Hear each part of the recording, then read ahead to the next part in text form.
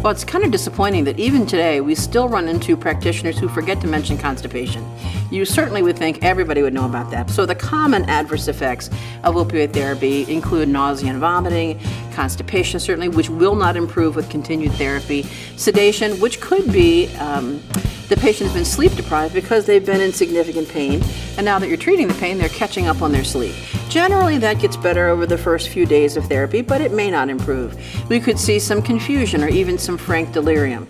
We can see itching. It's important to ask about that. It's very important when you go to pick an opioid for a particular patient to ask about previous exposure to opioids, what's worked for them, and have they had any adverse effects.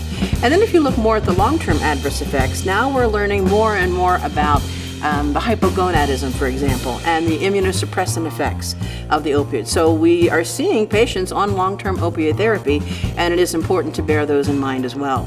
And if you listen to some of the experts in the pain management field, they say, any discussion of adverse effects of opioid therapy would be remiss if you did not include the risk of misuse, abuse, diversion, and unintentional death. So I think today's savvy pain practitioner has to be equally skilled at the therapeutic management of pain as well as the psychosocial aspects of managing these drugs, which could be problematic.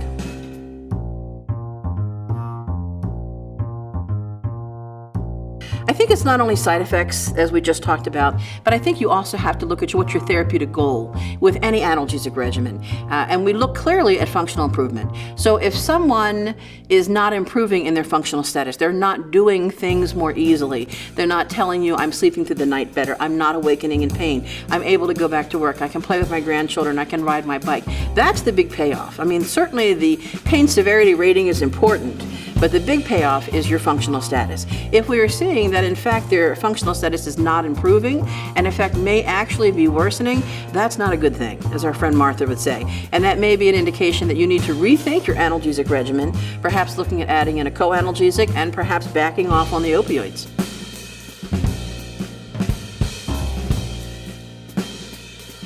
I think that's a very patient-specific decision. I have patients who are rock solid stable, they're doing very well. Opioid therapy has improved their functional status, their quality of life, their pain rating certainly has declined, and we may bring them back every 3 months.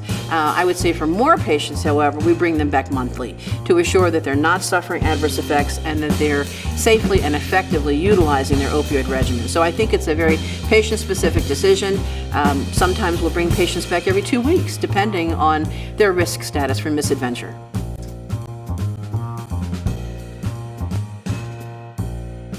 Well, I think you're going to need a haystack because you're going to be looking for that needle.